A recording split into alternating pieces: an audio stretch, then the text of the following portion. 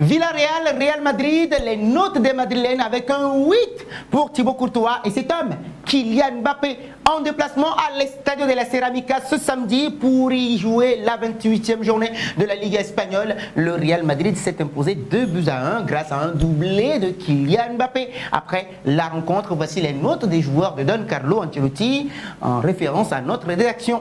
Êtes-vous d'accord avec ces notes qui méritent une meilleure ou une moins bonne évaluation? Vous partagez vos avis avec nous dans les commentaires. Et si c'est votre première fois de nous découvrir, n'oubliez surtout pas de vous abonner, de liker, de partager et de commenter pour que la vidéo soit recommandée à d'autres personnes. D'accord? On sait bien évidemment compter sur votre clairvoyance. Nous commençons avec Thibaut Courtois. Il aura une note de 8 sur 10.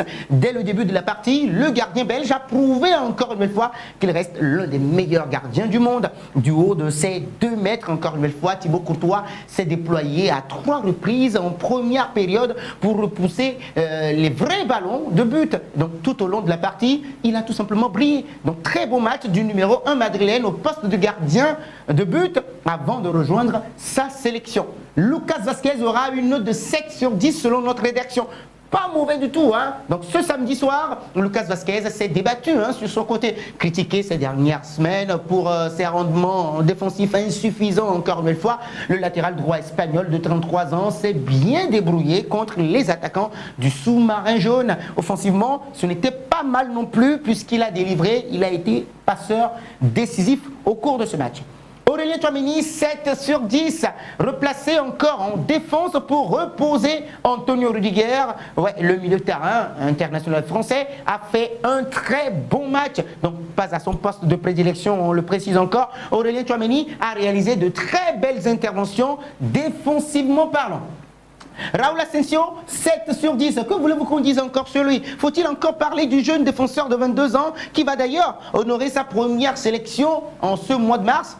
Non, on n'a rien à dire. Encore une belle copie pour Raúl Asensio. Fran Garcia, 7 sur 10. Bon match pour le latéral gauche espagnol. Beaucoup plus vif et mobile que Ferland Mendy. Blessé, on le rappelle, pour environ 4 semaines. Fran Garcia n'a pas du tout démérité. Donc contre les attaquants virevoltants de Villarreal, oui, il a été très présent dans les duels. Offensivement, il a aussi apporté avec ses montées et son pressing assez haut sur les défenseurs du sous-marin jaune. Nous parlons de Federico Valverde, 7 sur 10. Le milieu de terrain uruguayen a fait un très bon match. Donc de retour à son poste de prédilection au milieu de terrain, Federico Valverde a mouillé le maillot avec son pressing sur les joueurs adverses. Donc offensivement, sa présence a perturbé les relances de Villarreal. Donc en deuxième période, il a baissé un tout petit peu en régime, sans doute fatigué, on le précise. Mais la copie générale n'est pas tout à fait mauvaise. Eduardo Camavinga, 8 sur 10. Va-t-on vers un renouveau d'Eduardo Camavinga?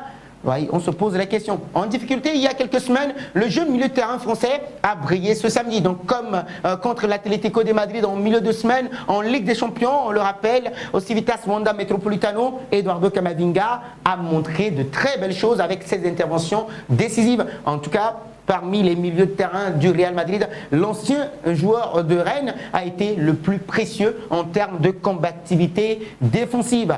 Jude Bellingham, il aura une note de 7 sur 10.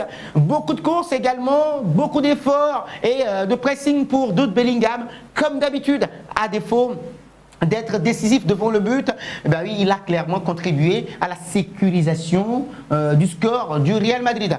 Brahim Diaz aura une note de 6 sur 10. Le joueur marocain a beaucoup couru, certes.